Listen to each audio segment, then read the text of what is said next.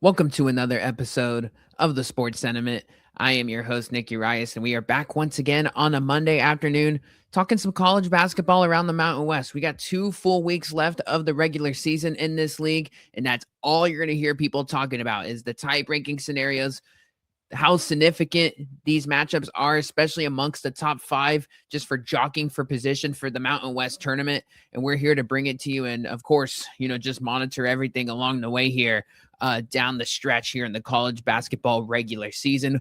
We got conference tournaments starting next week, folks. I know it's not the Mountain West, but Sun Belt, the Patriot, the Horizon, the CAA. There's tons of leagues that are going to be going at it. Midday hoops. So you could turn on your TV 1 o'clock Pacific, and you're going to have yourself a high leverage game with a whole lot on the line. A lot of these teams are playing with with their seasons on the line. Seniors, it's graduating seniors that don't have any more eligibility. More than likely playing their final game. So we're gonna have so many high leverage games. I would say starting next week, obviously until the Final Four and the national championship game in Indianapolis. So buckle up. This is going to be a crazy month of hoops. You're going to have some legends being born, and you're going to have some heartbreaking losses for some of these teams, and that's what makes this sport so great, right? So this is going to be a fun time. I can't wait to continue to follow it and bring it to everybody on this platform, because man, there's going to be so much storylines and exciting games, and players really shining within their craft, to really do something special on the hardwood. So we're going to keep it rolling here around the Mountain West. Some carnage over the weekend, and it could have been even worse after the Saturday results. Just to bring up the standings real quick. Nothing overly significant, I guess, from a standings perspective, outside of Nevada and Grand Canyon, just switching spots. Remember, Nevada lost at San Jose State, and with Grand Canyon winning at San Diego State on Tuesday, it flipped that 4 and 5 seed, which I'm starting to think right now, because the 5 seed is not going to get the bye. They're going to just play Air Force in round one, which we'll talk about the Air Force Falcons with San Jose State going to play at Clune Arena on Tuesday evening. But that is almost essentially a bye week, with all due respect to the Air Force Falcons, right in that 20-game losing streak right now. Of course, it all sets up for certain things that go on over the later stages. And ultimately, you could have the whole rest versus rust conversation, right? About, hey, you got to play this game versus Air Force. It could get sideways pretty quickly for the Falcons. You might only have to play your players. You don't have to go over the top with the minutes in a game like that, just because Air Force is so challenged in so many areas this year. But at the same time, you could also give there's injury risk. And then, whoever's the 4 seed, comes out of it, with an extra day of rest. But that 5 seed has already been on the court, has already got their feet under them. The body's already warm. So, you can argue it both ways, of course. But, that 4-5 seed, I just really don't know, how important it's really going to be. But again, we'll look at the bracket. We'll dissect it when it's finalized, because the bracket ultimately is a mess, especially with all that jumbled up stuff in the middle, with UNLV, Boise State, and Colorado State. There is still a whole lot to clean up. Wyoming and Fresno State are 6-10 in league play. And, those two teams will be jockeying for position, of course, for first round matchups. And that will most certainly change all of those results. So there's still a whole lot to clean up. We'll probably get into tie-breaking scenarios like next week, because with Utah State and San Diego State going at it on Wednesday at Viejas Arena, that's going to obviously flip a whole lot of things here. You got New Mexico and Nevada going at it tomorrow on Tuesday. So that's going to, change the scenarios there. It might eliminate some teams as far as a regular season title is concerned. Um, with New Mexico losing at Reno, it's gonna be very, slim. In fact, they'd probably get eliminated from that conversation, but I have to look at the games, but still, we're gonna have a whole lot more clarity when we talk in a week from now on, regular season championship.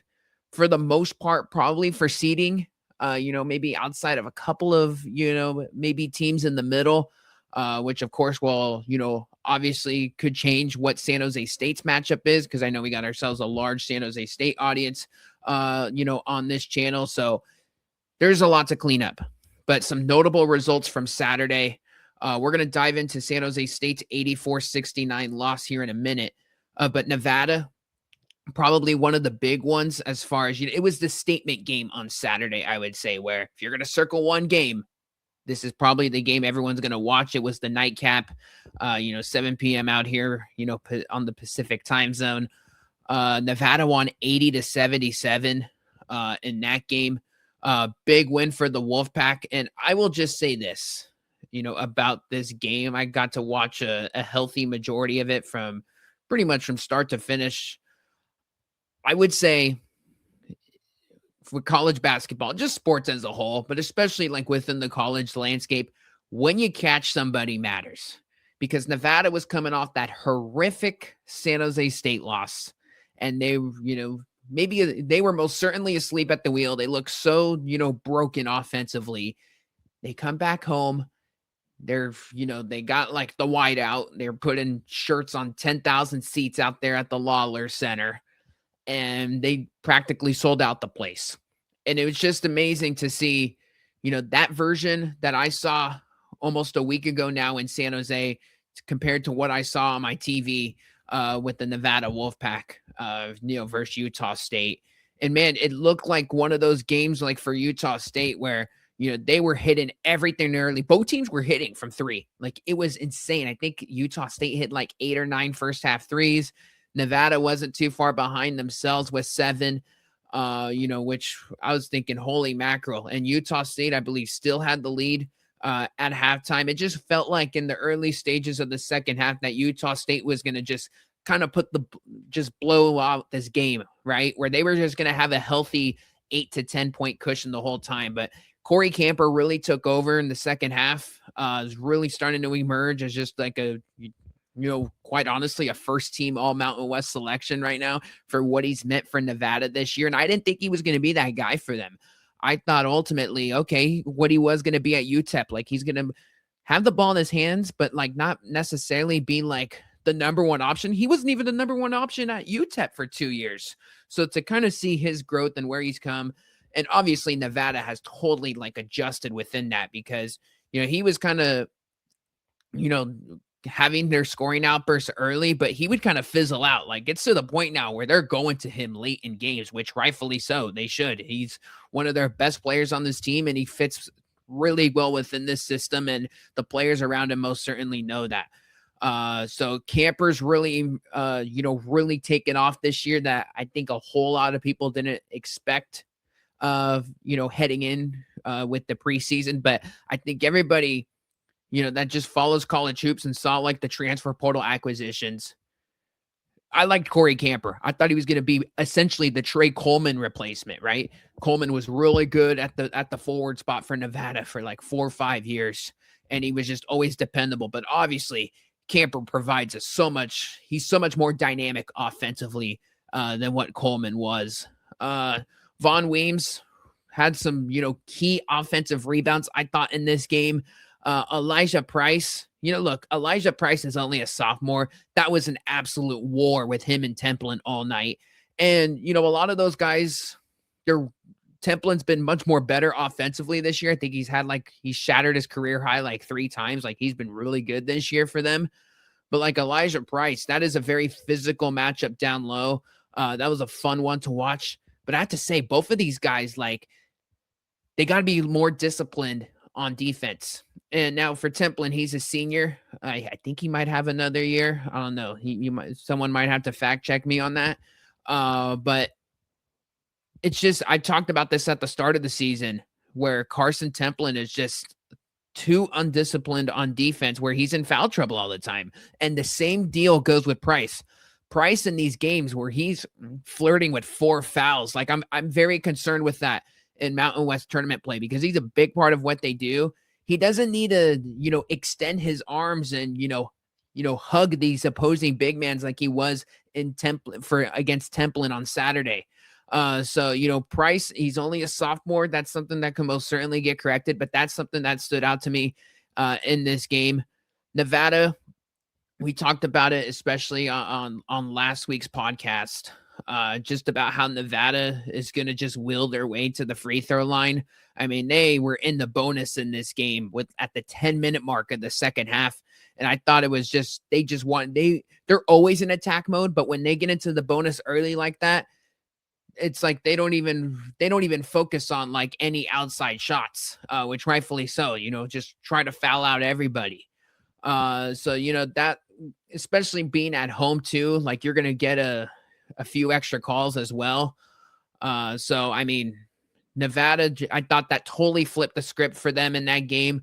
Drake Allen, I thought, like, my goodness, like he was just a flamethrower. What was it like for like a large stretch in this game up until like probably the 12-minute mark of the second half where he was hitting everything. I think he was like 5 for 5 from 3 in this game.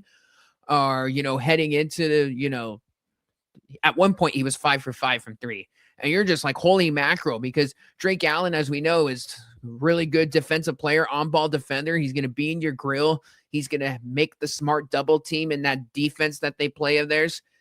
But at the same time, he is one of the best playmaking guards that this league has to offer. So when he's over here shooting over the top from 3 and he's kind of having his own 10-0 run, you just kind of shake your head and be like, my goodness, like this team, when Drake Allen is hitting shots, they're, borderline unbeatable. So, and look, Utah State lost this game. I wish Drake Allen probably had that outburst. You probably wish he would have, had some other guys that have maybe stepped up, overall. But, I thought, just Nevada was the better team in this game.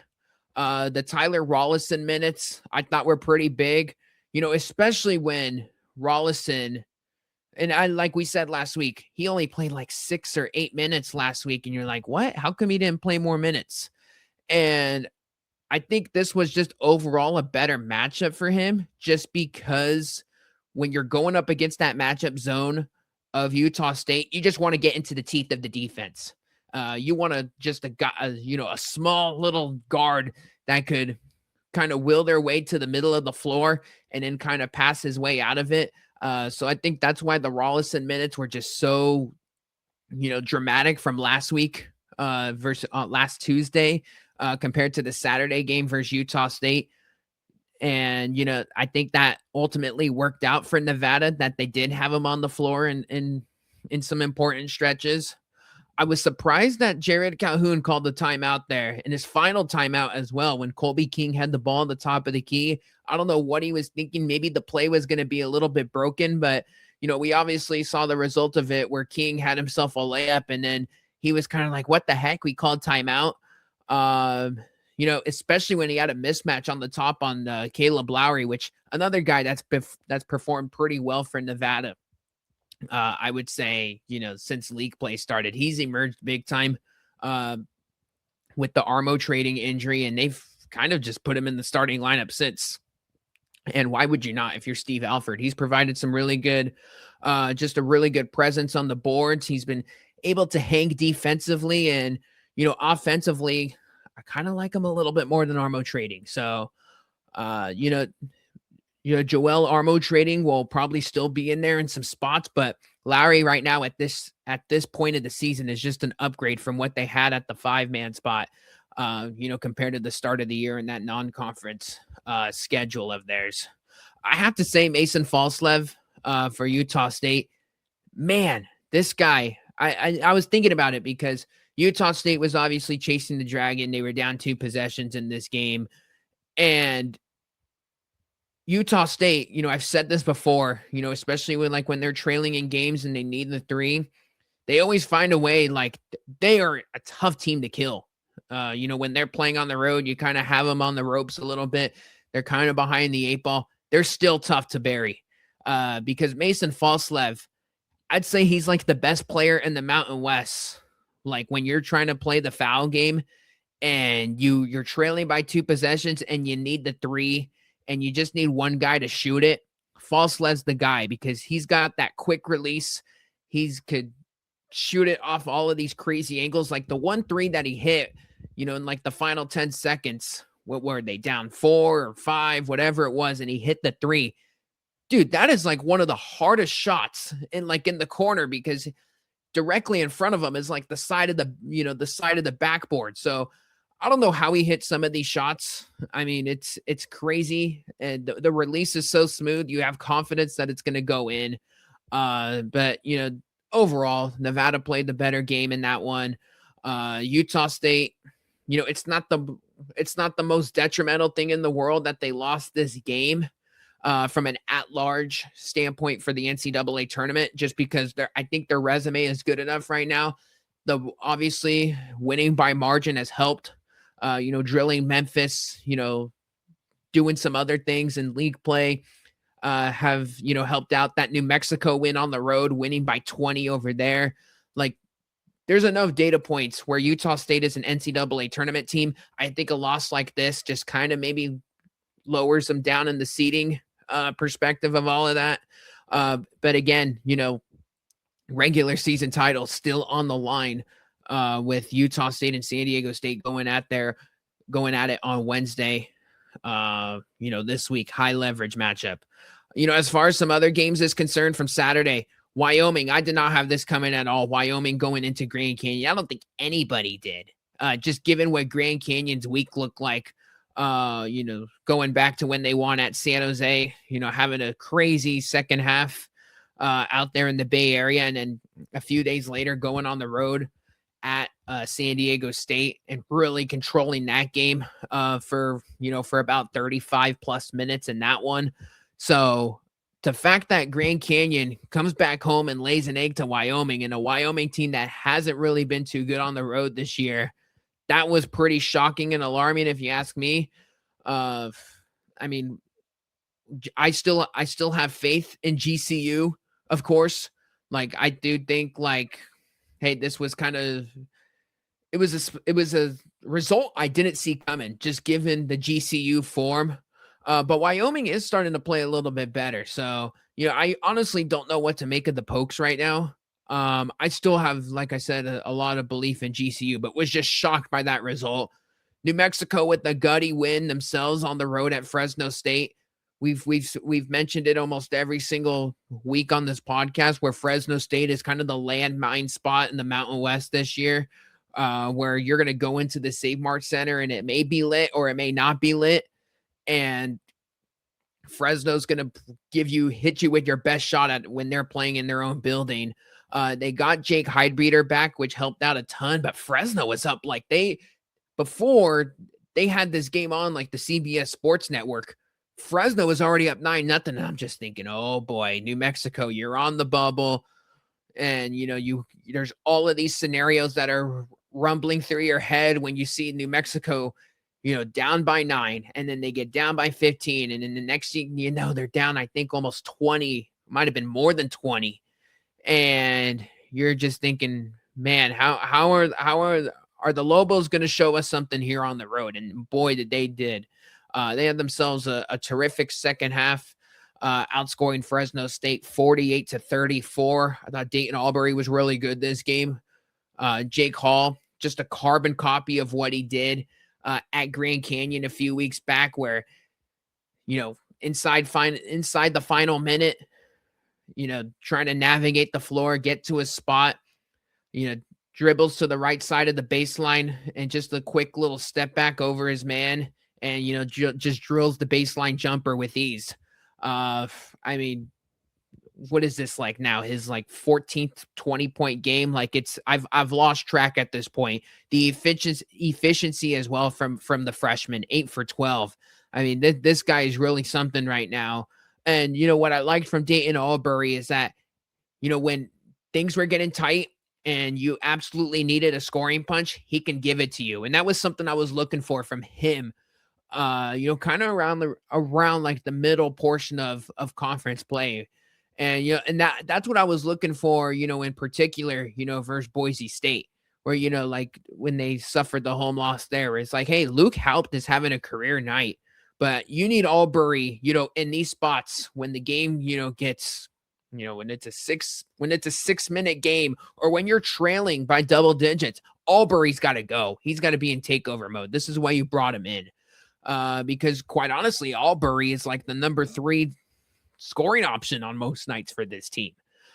In the game at Fresno, when things got tight, he went into takeover mode, flipped the entire script of this game, put Fresno on their heels, and New Mexico with a really good win on the road. Metric wise, won't do too much for them, obviously, but you avoided the bad loss. And I know Fresno's been good this year. I was looking back on Fresno's schedule. I know we made fun of them a little bit with their non-conference, but man, the one win that is aging tremendously well for them. I just like to look at this stuff just because I'm a maniac college hoops guy. But they beat Stephen F. Austin this year by 2 points. Stephen F. Austin is having a ridiculous year right now. They just clinched first place in the Southland, and their overall record this year is 24-3. They're currently riding a 12-game winning streak, and I think they've like beat McNeese State twice. So, wow, that was I didn't have SFA being as good as they were, but holy mackerel, like that team has 3 losses all year, and one of them is to Fresno State. I was looking back on their schedule. I was like, wow, they really picked off the Lumberjacks there. So yeah, I've said it before, but Fresno's been way more frisky than we all thought, and you like their team, and that's an intriguing team. I'd like to see their matchup in 2 weeks in the Mountain West tournament because they can be a team that knocks somebody out at the very least in round 1. Come 2 weeks from now in the Mountain West tournament. But really good win for New Mexico, just given how bad the game started for them, and to avoid disaster in the Central Valley. Kudos to Eric Olin and company. San Diego State and Colorado State, 83-74 win for the Rams. Wow. So some stuff on Colorado State. We've kind of been flying under the radar, at least on this podcast. We haven't really talked about them too much because they've casually won 5 in a row, and 5 in a row against some, quality teams. Obviously, you beat San Diego State on your home floor. That's going to mean something. They won at UNLV in a shootout, 91-86. They beat Wyoming, of course, in the rivalry game. They won at Air Force, and they beat San Jose State at home in the first week of February. So we're going on now. I mean, it's February 23rd as we speak here. Colorado State has not lost this month. And they got Fresno State at home. They're probably going to take care of business there. And then they're at San Jose State this Saturday, which I think is going to be a very intriguing game for them because they're going on the road. And San Jose State, like we'll talk about, they've been competitive for 3 weeks and, been able to hang with some teams, especially at home. So, Colorado State, they've really turned it around here this month. Credit to Ali Farouk Manesh and company. And they've been doing this without Josh Pasquarelli too, which I was a big Pasquarelli guy in the preseason, one of the best 3-point shooters at Marist last year in the Metro Atlantic Athletic Conference. And he came over here. He was shooting it like over 45% from 3. And he's been out for a healthy amount of conference play now. And they've casually just been going on this run. It's been guys like Jace Butler that have really stepped up. Kerry Booth had himself a big game. So Butler at 25, he's really been starting for them since the Pasquarelli injury. And then Kerry Booth had 22 in this game. He had himself a nasty dunk in the first half in this one as well. But I was just like, wow, like Colorado State. Like I thought that was like, hey, this is the spot where San Diego State gets right. You lose the game at home. Dutcher's going to have his guys ready. And that really didn't happen. And Colorado State, they're going to rely on the 3-point shot. Like they're the 10th best 3-point shooting team in America. They started out 1 for 11 in this game. And then they just kind of hit 6 in a row and, just started hitting a barrage of them to the point where Dutcher had to call timeout. And then you just never really saw the resistance in the second half from San Diego State, where they didn't have the punch back. They didn't have the fight. Colorado State was always a step ahead of them. And that, to me, I went on the little rant last week about San Diego State. That did not only do they just don't have the killer instinct, but they just don't, this group just doesn't seem as connected.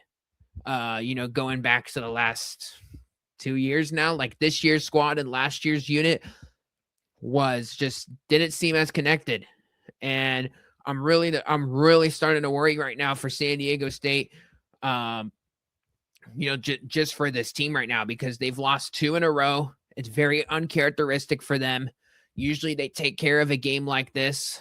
I know CSU's been hot, but I'm starting to worry right now for San Diego State, because usually with Dutcher and all those teams, he had those dudes for 3, 4, 5, heck, sometimes even 6 years, right? Where they kind of understood the culture and the pipeline, and that was a family unit. They were all bought in together, and they were there.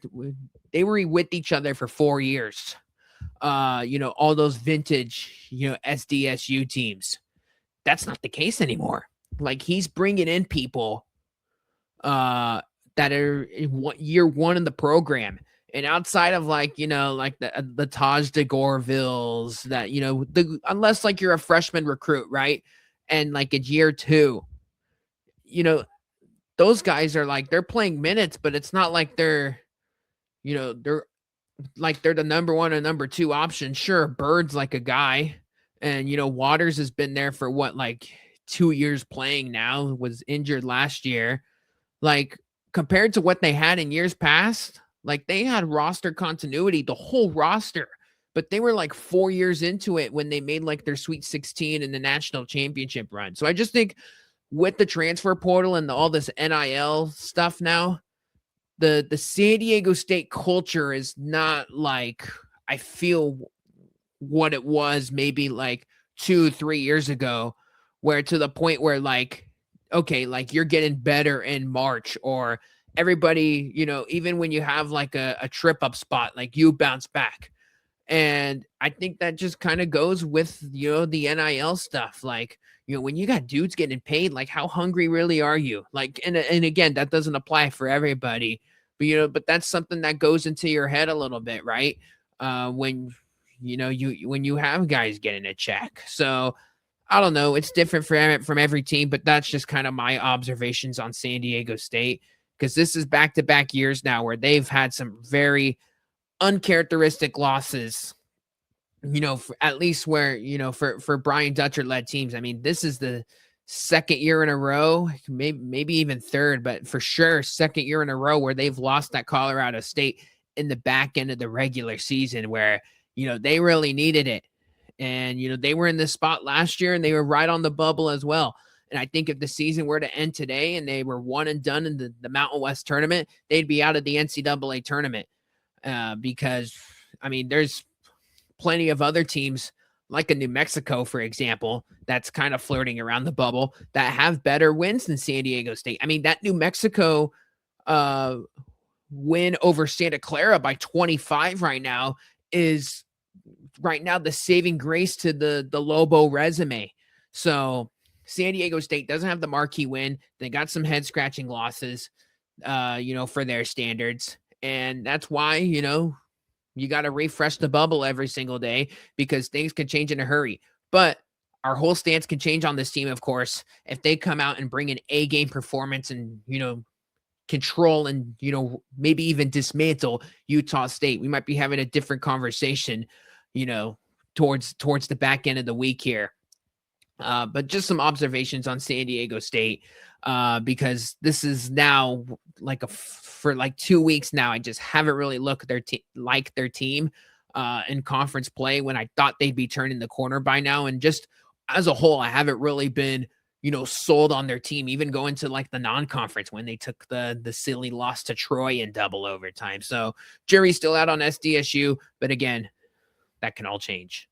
Let's jump into San Jose State and Air Force. I will say, or excuse me, San Jose State and Boise. But before that, UNLV taking care of business at Air Force. So some news out of the Air Force Academy. Joe Scott officially fired. I know he was on leave by the school, by the academy because of some stuff regarding his practices and harsh on some players and whatnot. But it's official now. He's gone. Won't be back next year. Won't even finish out the year. And with that news, yeah, sure, that stinks. The Air Force job's just incredibly hard right now. Just given the fact that you can't even develop guys because now, it's a one-way street now with the portal. I thought this could have been a potentially a one-game bump for Air Force, just given the fact that, the Joe Scott firing was kind of official. And they showed some stuff for about 25 minutes in this game, but I was watching them just to kind of get like a better grasp on them, just for the San Jose State matchup on Tuesday. And man, they just don't have much inside, like guys that could really bang and bump, with front court guys. And like, I think, San Jose State's front court could feast on them. It's been that poor, and it was just, they got whatever they wanted, UNLV, and they're a very athletic team, but it was too easy for them. They couldn't even believe it themselves. Dre Gibbs Lawhorn had 3 fouls and 2 points in the first half, and he sat out a healthy majority of the first, frame, and he still had over 20. Tyron Jones had 12 points and 6 rebounds coming off the bench, and did that in 4 minutes, exited with cramps, and next thing you know, he's getting altitude sick. Pastner, I thought, had a good game in this one, but everybody's had good games against Air Force this year. I'll talk about 2 players to keep an eye out for Air Force in a little bit, but we're going to dive into San Jose State and Boise State right now, as Boise with an 84-69 win. San Jose State is now 0-11 lifetime at Boise State, and who knows if they ever play again over there. We'll see if Leon ever schedules a game like that. If I had to take a guess, probably won't be for a little while, probably for a few years. There's really no incentive to I guess schedule a game like that, for Boise State, just because of how scrappy Tim Miles teams are. And from a metric standpoint, even if they were to beat them by 20, it'd be tough to comprehend, for Boise to schedule a game when they're moving to the Pac-12 next year. But as far as the game is concerned, I thought out of the gate, San Jose State gives them, 10-2. Boise comes out and, punches them in the mouth, a 10-2 run early. And, you're thinking, I'm thinking back to the UNLV game, 2 weeks ago now, over 2 weeks, when they were at the Thomas and Mack Center, and UNLV kind of did the same thing to them, right? Just kind of getting the free rides to the rim, easy points, defense kind of asleep for the first 4 minutes in this game. And then they kind of got activated. I thought Kobe Garland, he had himself a good game in this one, obviously. 22 points and 5 assists. But I thought his first 3 shots in this game were not great. I say that because he adjusted accordingly. He took 3 shots at the beginning of this game before the first media timeout, where I'm like, okay, you can't settle for 3. You can't be taking that mid-range jumper. I just didn't like the shot selection from him. It was almost like he was forcing stuff up 4 minutes before the game, 4 minutes into the game. And somebody from the coaching staff had to tell him, Colby, if you take 6 more shots like that, you're gonna shoot us out of the gym. You can't be going ISO, and you're the point guard of this team. You got to create for others, and you got to just take more higher percentage shots. So I imagine somebody told that to him, during that first media timeout, because he just came out and, I thought really adjusted accordingly. It was the version of Kobe Garland that we saw on Tuesday's win versus Nevada. And of course, a healthy majority of the season when he's been out here, we've seen that version of Garland. I just thought that was a 4-minute outlier stretch of his where I didn't like. And, kudos to him and, the coaching staff if they told him, like, hey, go out there and play your game, dude. This is not what we need right now. Tim Miles did get teed up in this game by Amy Bonner 4 minutes into the game. During that stretch, Boise worked like a 17-0 run. And then, like we said, SJSU just kind of, really went into a little bit better defensively. I mean, you allowed 84 points. So, like, that's not a really good defensive effort. But I think we've also preached that, the Boise matchup is very tough for this team just because of all the forwards and, the bigs that can go at them at San Jose down low. I like dudes like Meadow and Buchanan have no problem getting into the paint. Even a guy like Dominic Parolin had some big rebounds against them. But, SJSU showed some fight. I mean, Leon Rice had to call his own timeout at like the 8.5-minute mark of the first half just to kind of, address like, hey, Garland's getting going now. Like, he's made 3 straight shots now. We got to adjust. And I think it was also kind of just to ice him a little bit too. Like, dude, he's red hot. Let's just call a timeout and see if he cools off type thing. Sada Nganga, like he had 10 points in this game. He had a season high 15 points. Just a storyline I thought we failed to mention last episode on this podcast, that probably his last game against Boise State.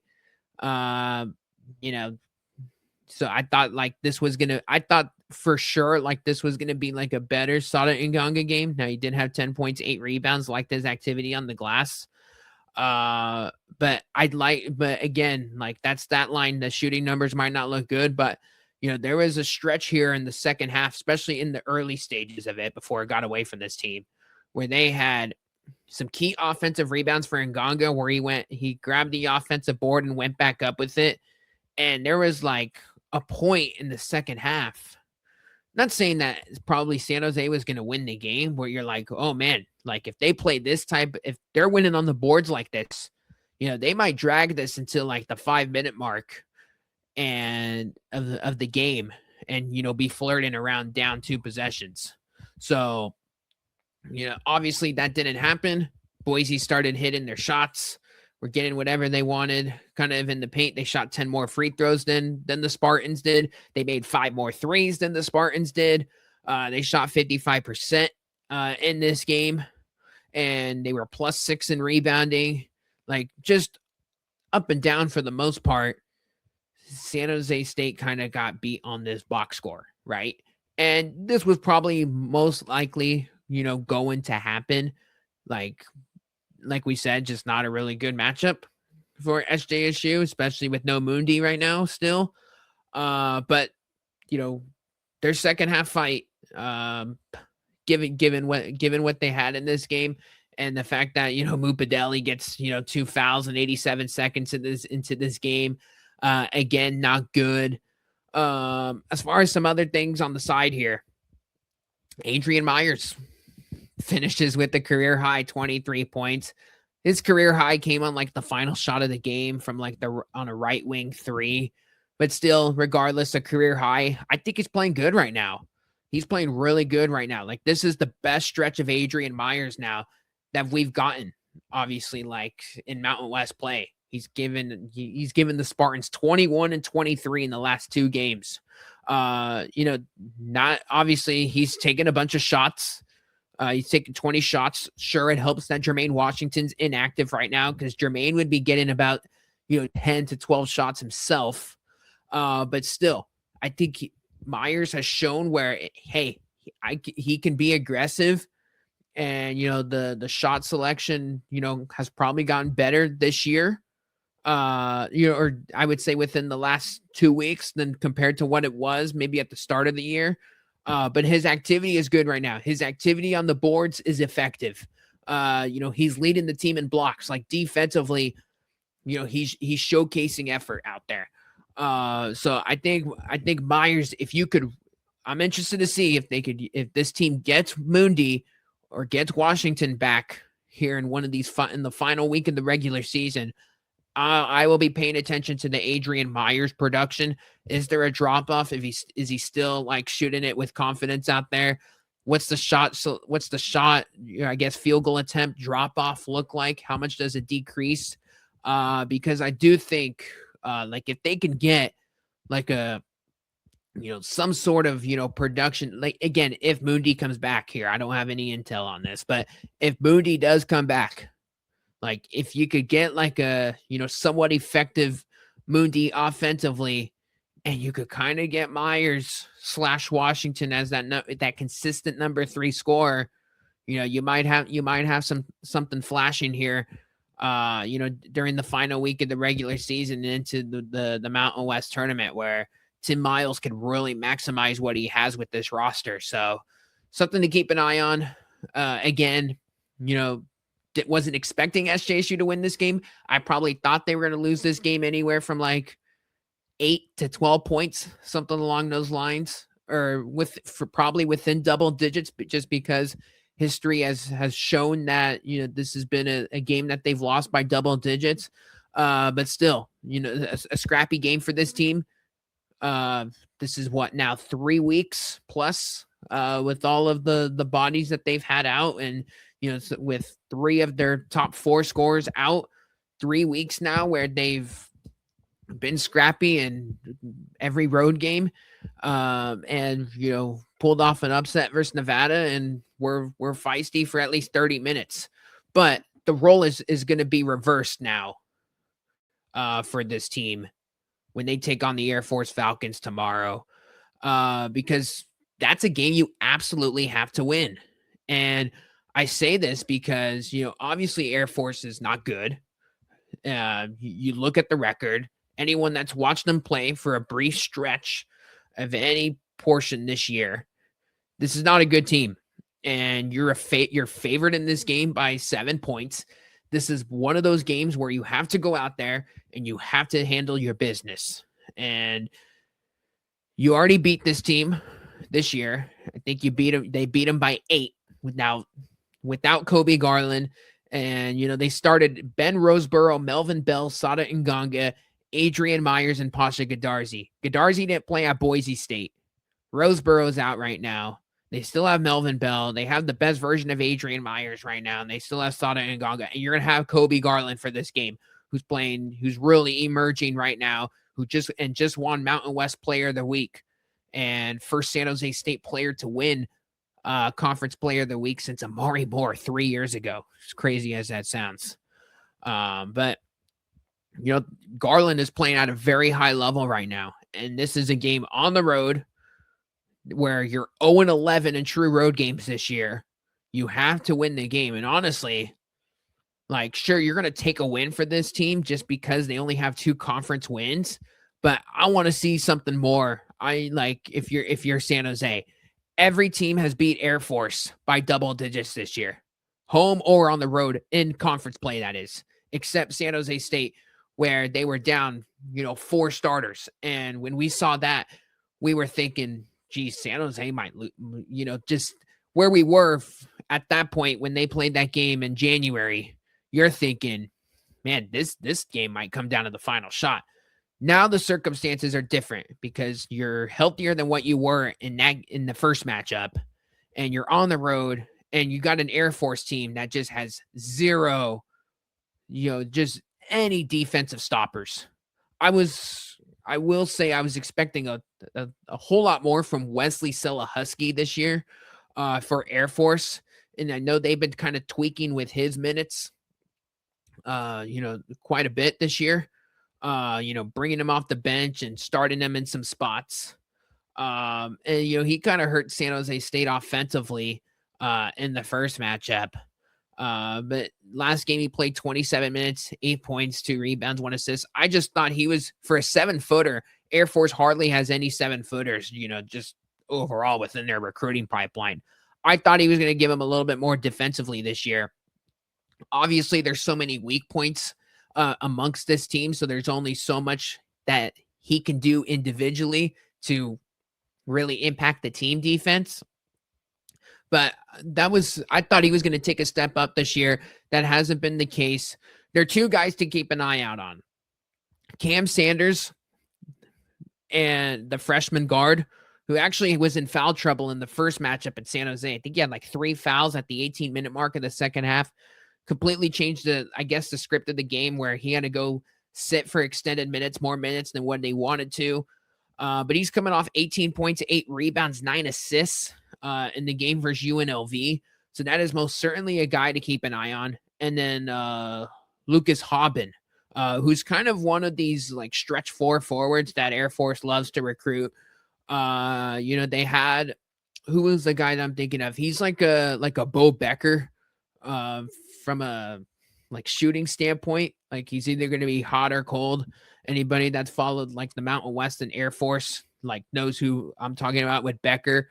But Hobben, of his 14 shots versus UNLV, 9 of them were from 3. So he's going to take a hefty amount of threes, probably the most threes that you'll see on the floor from this team come from Hobben. But Hobben's one of these guys, and that's why I say he's different than Becker, just because I feel like he can score inside. So there he's got a little bit more in his toolbox than what he had in some other forwards. I know they like Ethan Greenberg, Robinson, who's in their starting lineup a ton. He's been struggling over the past couple games, but I would say Sanders and Hobben are the two guys to circle for Air Force that are going to kind of give them the offensive punch.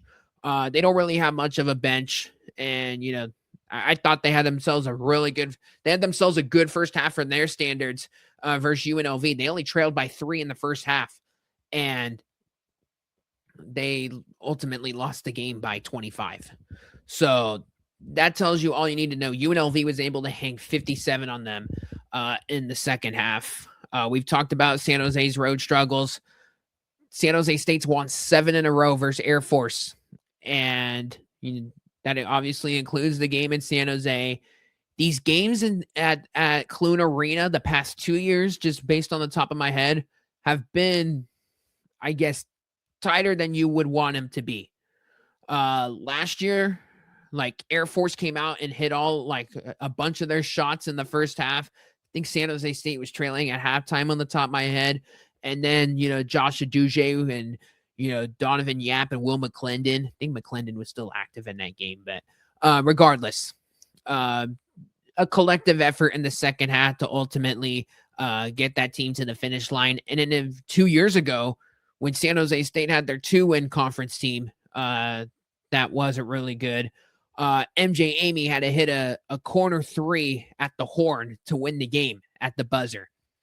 So these games are kind of always tighter than what you expect. I think you're going to see Air Force in this game kind of hit some shots in the first half. You're going to be like, oh boy. Like this game might be tighter than what we want it to be.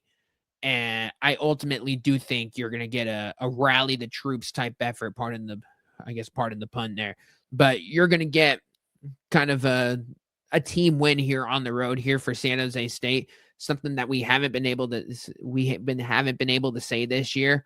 So I do think SJSU ultimately wins this game by, let's call it 10 to 12 points. But this could be one of those scrappy first halves from Air Force, and then it kind of just all falls apart from there. I'm interested to see what the bigs look like in this game. Sada Nganga, I think, could have a really good game for this team. I could see a Douglas Langford kind of out muscling some players in this one. I do think this could be a Marcus Overstreet game as well. Sure, Air Force, could go up and down on you, but Overstreet should have no problem, against this Air Force front court to go down and score. So I do think it could come from multiple different guys. As far as the bigs are concerned for San Jose State, I'd expect another 20-point game from Garland. If you can get some outside shots going for, an Adrian Myers and company, that would be, more than respectable to keep his confidence high. But overall, I think that's where we're at with this team. SJSU needs a win. I'd say you need to win the game by margin, and then it sets up for a very intriguing game, on Saturday against Colorado State in San Jose, a red hot Colorado State, as we talked about earlier with their win against San Diego State.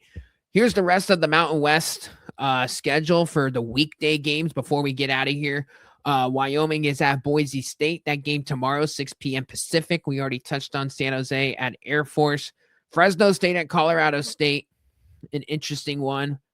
Colorado State, the way they're playing right now, probably handles their business. The game of the night in the Mountain West that will most certainly get in the most eyeballs is New Mexico at Nevada. Nevada coming off their gigantic win over Utah State. Doesn't get as big as that right now in the Mountain West. Versus the New Mexico team, back-to-back games on the road, took care of business in Fresno barely in what was a very great effort in the second half to get it done out there in Fresno. Now they're got to carry that momentum over at Nevada. Big one, obviously, just for, seeding. New Mexico trying to stay in the hunt in the regular season title. New Mexico trying to keep their NCAA tournament at large hopes alive. And so that will be a game 8 p.m. Pacific. That'll most certainly have on the big screen there following SJSU and Air Force. And then Wednesday, 2 big games as well. UNLV at Grand Canyon. Grand Canyon trying to get revenge after losing, in Vegas just a little over 2 weeks ago now. And Grand Canyon also coming off the home loss at Wyoming. Hard to imagine GCU loses back-to-back at home. But again, UNLV, scrappy bunch, of course. And then the one, probably the game of the week, I would probably say, I'm going to firmly say that, Utah State at San Diego State. Utah State off a loss, San Diego State off a loss. Kind of a rare circumstance where both teams are coming off a loss in this occasion. Utah State, we should mention, won the game here last year at Viejas Arena. And Utah State also, in fact, stole the game. San Diego State controlled it for about 38.5 minutes, came out firing, hitting all these threes in clutch time, and it was a Tucker Anderson right-wing three to steal it, who's still on the team, but is out of the rotation because Utah State's depth is that good this year. I also just think they have enough defensive dogs where, Tucker Anderson is just the odd man out. But strangely enough, how quickly things can change in a year, that was the guy that hit the shot in that game. So Utah State, San Diego State, big one, Wednesday, February 25th, 8 p.m. out there in Southern California. So as always, that will do it for us here on this podcast. I'm Nick Urias. Great week of hoops upcoming. Some teams in the middle of the pack in this league starting to catch some fire. It has me, just kind of, I wouldn't say scratching my head, but kind of just thinking, I don't know what to make of things right now. As far as the Mountain West tournament is concerned, who's going to come out of this thing? Who's the dark horse that could go on a run, potentially into the championship game? I don't know what to make of this league right now. And that's what makes it so great. The unpredictability, the uncertainty, us kind of going on a game-by-game basis with these teams, critiquing it, high-leverage games, terrific finishes, and everything else in between. That is what we want this time of year. And I think we're going to get it, and I think you're going to see it again this week, where you're going to get some wacky results, some fantastic finishes, and overall some quality basketball. So I can't wait for it. Again, like, comment, subscribe, helps us a ton. We'll be back probably towards the back half of the week, probably to recap San Jose State and Air Force. Might have a guest maybe on Thursday for that podcast when we come, and recap Tuesday's game for San Jose State and Air Force, and then looking ahead to Colorado State before we get the another gigantic weekend in the Mountain West as far as our matchups are concerned. So keep it locked in here on the Sports Sentiment. We'll be back later this week. Once again, I am your host, Nick Urias, and be sure to subscribe wherever you get your podcasts.